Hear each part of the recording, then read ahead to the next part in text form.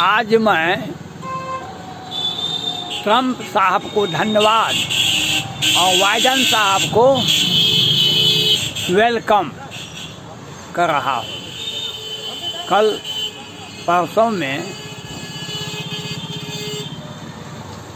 Trump साहब ने चीन के 9 कंपनियों को बैन कर दिया, ब्लैक लिस्ट कर दिए। और वहाँ का जो चीन का जो सबसे बड़ा महंगा मोबाइल है, ओसामी है कि क्या नहीं है, उस पर भी बैन लगा दिए। और इससे अमेरिका का जो मोबाइल था और बाज़ार से वह लोग नहीं खरीद रहा था और अमेरिकन हित का अनदेखा हो रहा था।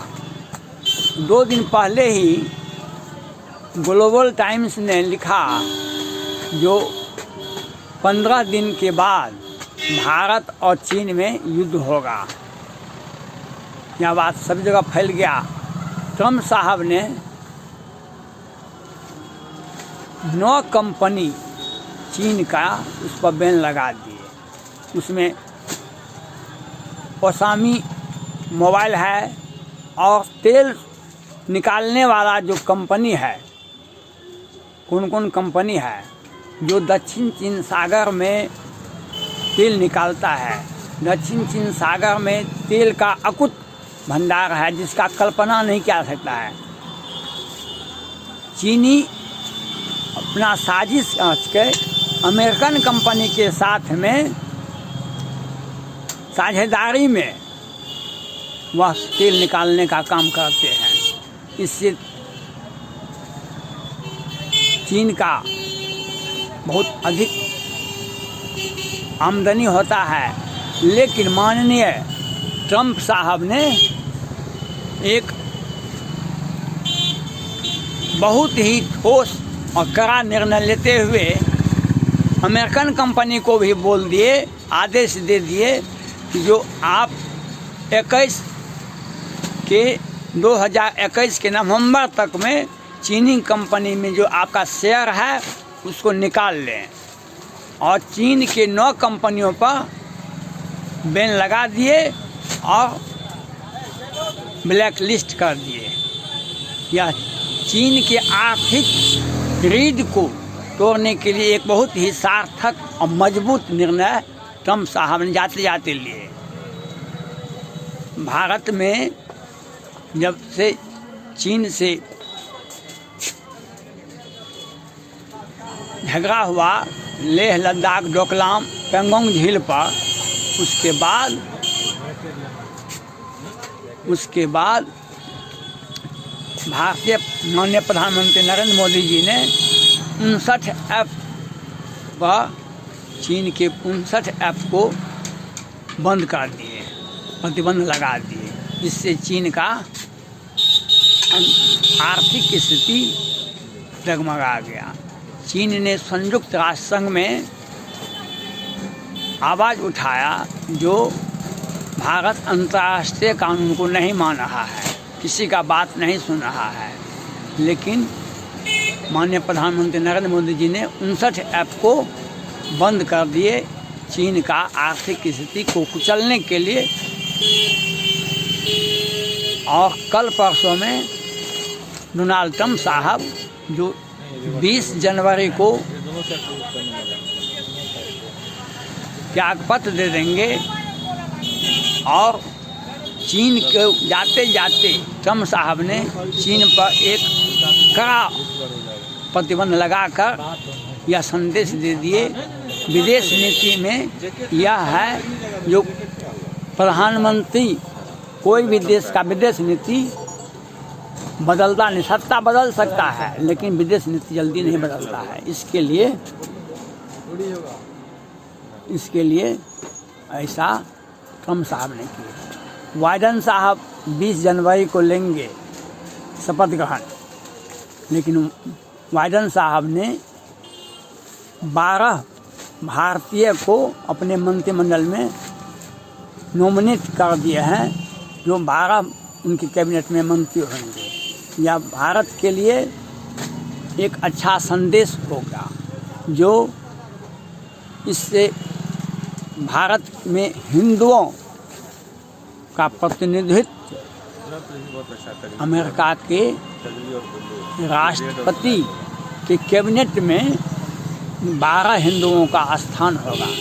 इससे पाकिस्तान और चीन और सारे भारत विरोधी तत्वों को बहुत बड़ा झटका लगा है। बाइडेन साहब जैसे मोदी और ट्रम्प साहब का होर्डिंग कार्यक्रम हुआ था, उससे भी बेहतर ट्रम्प साहब कहते थे सच्चा दोस्त है मोदी जी के बारे में। होर्डिंग कार्यक्रम हुआ था अमेरिका में, भारत में भी हुआ था, और वहाँ के राष्ट्रपति महोदय ने भारत से सच्चा और अच्छा दोस्ती और सैन्य समझौता तक भी किए थे, और यह बहुत ही भारत के लिए अच्छा अवसर है। बाइडेन साहब उससे भी अधिक भारतीय को और भारत के सैन्य क्षमता को बढ़ाने के लिए प्रयासरत है, और उन्होंने पहले भी प्रयास में 12 भारतीय को जो अमेरिका में बसे हैं 12 नागरिकों को अपने कैबिनेट में स्थान दे रहे हैं। यह भारत का अंतर्राष्ट्रीय विश्व लेवल पर एक अच्छा मैसेज जाएगा, जो अमेरिका सुपर पावर होने के साथ साथ विश्व का सर्वप्रथम सैन्य शक्ति भी है, और वहाँ पर भारतीयों को इतना सम्मान बाइडेन साहब में भी मिलेगा। और ट्रम्प साहब तो सम्मान देते ही थे, लेकिन हम बाइडेन साहब से और ट्रम्प साहब को धन्यवाद ज्ञापन करते हैं और बाइडेन साहब का वेलकम करते हैं। उनसे यह मांग करते हैं, ट्रम्प साहब ने पहले ही तिब्बत को एक स्वायत्तता दे दिए हैं, अपने सीनेट के दोनों सदन में वह विधेयक को पास करवा दिए हैं, और वहाँ पर चीन से यह आग्रह कर दें कि अमेरिका का दूतावास तिब्बत में खुलना चाहिए, इसका परमिशन चीन दे। लेकिन चीन तो के लिए बहुत दुखद बात है, लेकिन इसके साथ ही जैकेट के अंदर एक हाफ स्वेटर रहना ही चाहिए। जैकेट का पहनना दलाई लामा बौद्ध धर्म के सबसे बड़े अनुयायी हैं और तिब्बत से निर्वासित हैं। उन्हें राष्ट्रपति कहे, ये फट जाएगा, ये जब फट गया आपको तो सिलवाने के लिए जाएगा तो 200 वह तिब्बत से सबसे बड़े नागरिक हैं, वह सबसे बड़े संत हैं और सबसे बड़े राष्ट्र प्रेमी हैं तिब्बत के दलाई लामा जी। हम अमेरिकन के व्हाइट हाउस से अमेरिका के राष्ट्रपति ट्रम्प साहब से और बाइडेन साहब से आग्रह करते हैं दलाई लामा जी को शपथ ग्रहण समारोह में उन्हें बुलाना चाहिए। यह विश्व में एक अच्छा मैसेज जाएगा। दोनों साइड से यूज कर सकते हैं, इधर भी एक संत होने के नाते विश्व में शांति स्थापित हो, रिवर्सेबल हो गया ये। इसके लिए एक मंगल कामना के लिए दलाई लामा जी को अमेरिका के व्हाइट हाउस में राष्ट्रपति शपथ ग्रहण समारोह में निमंत्रण देना चाहिए। और बाइडेन साहब का जो सोच है वह बहुत ही अच्छा है। भारत के 12 मंत्रियों का शपथ को नॉमिनेट कर दिए हैं यह भी, और ट्रम्प साहब ने जाते जाते जो 9 कंपनियों पर बैन किए हैं, इससे चीन का आर्थिक स्थिति जर्जर हो जाएगा। जैसे ही ग्लोबल टाइम्स ने यह कहा 15 दिनों के बाद भारत चीन में युद्ध होगा, उससे पहले ही ट्रम्प साहब ने चीन के 9 कंपनी पर प्रतिबंध लगा करके एक अच्छा संदेश दे दिए दुनिया को और चीन को, आपका आर्थिक स्थिति इतना कमज़ोर कर देंगे कि युद्ध करने की बात, युद्ध करना तो दूर, युद्ध की बात करना भी चीन को बहुत महंगा पड़ेगा।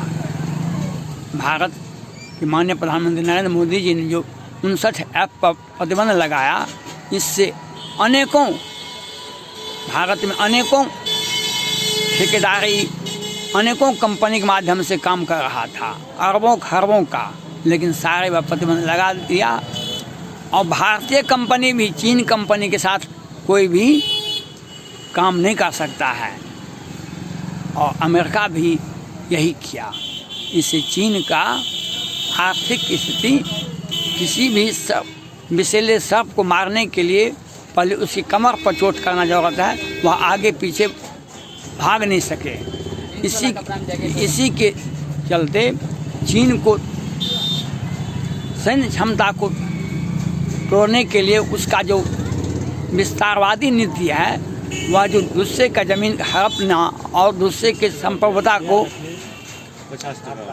तंग और तबाह करने के लिए सोचता है कि इसके लिए चीन के आर्थिक स्थिति को कमज़ोर करना वह व्यवसाय से होता है।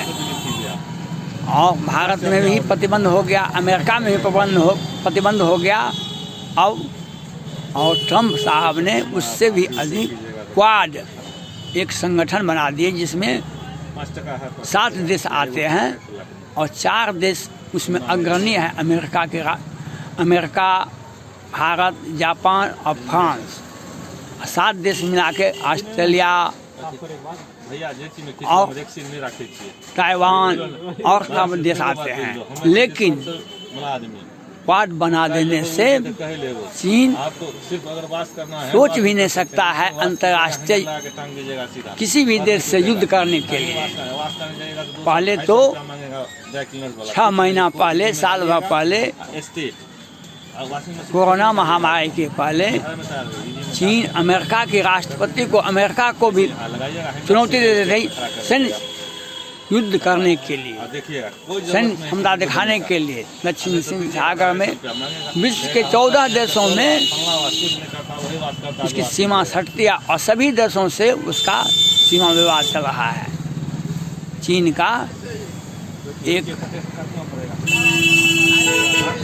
का एक शहर है, उसमें उधर मुसलमान है, उसको तंग और तबाह कर रहा है। अम्ब्रेला आंदोलन, हांगकांग में अम्ब्रेला आंदोलन होता है, उसको भी तंग और तबाह करते रहता है। और तिब्बती तो का तो संप्रभुता ही छीन लिया है।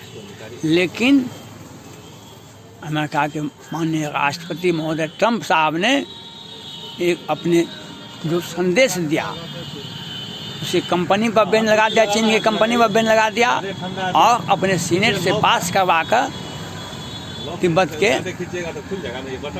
एक राष्ट्र के रूप में मान्यता देने का एक रास्ता प्रशस्त किया। और उसी रास्ते पर बाइडेन साहब भी चलेंगे। उन्होंने भारत के 12 नागरिकों को वहाँ पर मंत्री में, कैबिनेट में नॉमिनेट किए हैं।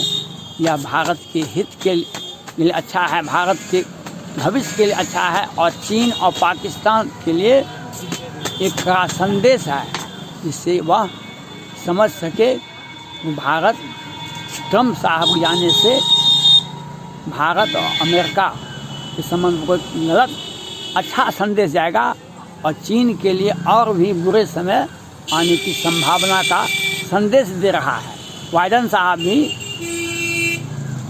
कोरोना महामारी के बाद ट्रंप साहब ने बहुत ही चीन को कड़ा संदेश देने का जो संकेत दे रहे थे, वह अंत में इनके कंपनी पर बैन लगाकर यह स्पष्ट आदेश दे दिए, चीन का आर्थिक स्थिति कमज़ोर कैसे होगा यह दिखाना है। धन्यवाद।